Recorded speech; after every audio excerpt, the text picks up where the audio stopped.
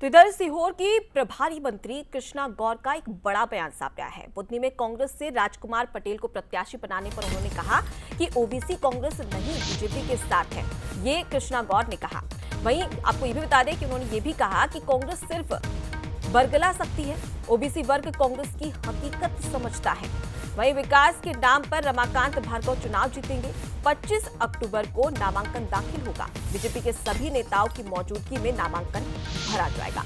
तो उपचुनाव की घोषणा उसके बाद में प्रत्याशियों के नाम स्पष्ट होने के बाद में कृष्णा गौर ने कांग्रेस पर निशाना साधा है।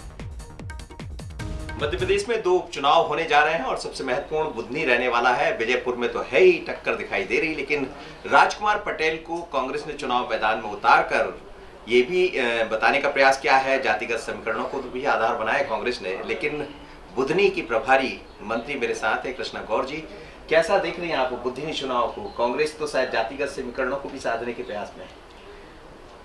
कांग्रेस हमेशा से गुमराह करती है इस तरह की बातें करके कि सामाजिक समीकरणों के चलते उस क्षेत्र के मतदाता कांग्रेस को समर्थन देंगे। यही उसकी सबसे बड़ी भूल होती है। आज विकास का पर्याय अगर कोई समझा जाता है तो वो भारतीय जनता पार्टी समझी जाती है। और यही कारण है कि चाहे केंद्र के चुनाव हो, चाहे राज्यों के चुनाव हो, हमेशा लोगों ने विकास को महत्व दिया है, जन कल्याण को महत्व दिया है। इस बार भी हमारा मुद्दा विकास और जन कल्याण ही रहेगा। निश्चित रूप से मैं मानती हूँ कि अगर कांग्रेस ये बात कहती है कि राजकुमार पटेल जी ओबीसी समाज से आते हैं तो संपूर्ण ओबीसी समाज उनका समर्थन करेगा। और मुझे लगता है कि उनको इस तरह से बातें करके लोगों को गुमराह नहीं करना चाहिए। भारतीय जनता पार्टी ने ओबीसी समाज के प्रगति के लिए, उन्नति के लिए, कल्याण के लिए जो काम किए हैं कांग्रेस ने कभी नहीं किए हैं। हमारा बुधनी विधानसभा क्षेत्र बहुत समृद्ध है। शिवराज सिंह जी का यहाँ पर लंबे समय से नेतृत्व मिलता आ रहा है। तो हम मानते हैं कि जिस प्रकार का स्वभाव और जिस प्रकार की कार्यशैली माननीय शिवराज सिंह जी चौहान की है, एक एक कार्यकर्ता उनमें अपना भाई, अपने बड़े भाई के रूप में, अपना अभिभावक के रूप में अपने आप को संरक्षित पाता है। तो बुधनी विधानसभा का संरक्षण जिनके हाथों में है, स्वाभाविक रूप से बुधनी विधानसभा की जनता एक बार फिर भारतीय जनता पार्टी को अपना आशीर्वाद देगी। कब नामांकन दाखिल कर रहे हैं आप लोग ने? तैयारियां भी की होगी, आज बैठक भी हुई है। क्या शिवराज जी के बंगले पर जो बैठक हुई उसमें कुछ खास रणनीति बनी है? हाँ, 25 तारीख निश्चित हुआ है कि 25 तारीख को नामांकन भरने के लिए सब लोग जाएंगे।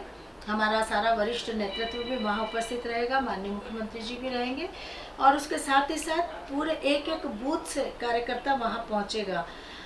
मंडल का सम्मेलन पहले बड़ा स्तर पर होगा, उसके बाद सभी कार्यकर्ता मिलकर नामांकन भरने के लिए जाएंगे।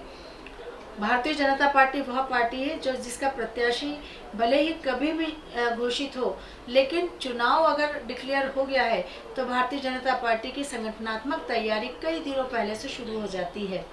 मुझे लगता है कि ये निश्चित रूप से लोगों की गलत सोच है कि नाम बहुत सारे चल रहे थे और कुछ नाराजगी है। किसी प्रकार की कोई नाराजगी किसी कार्यकर्ता के मन में नहीं है। सब सकारात्मक ऊर्जा के साथ इस चुनाव में अपनी अपनी भूमिका निभाने के लिए तैयार है। भारतीय जनता पार्टी हमेशा ये कहती रही है कि विकास के नाम पर हम लोग चुनाव लड़ते हैं और विकास के नाम पर ही जीत कर आते हैं।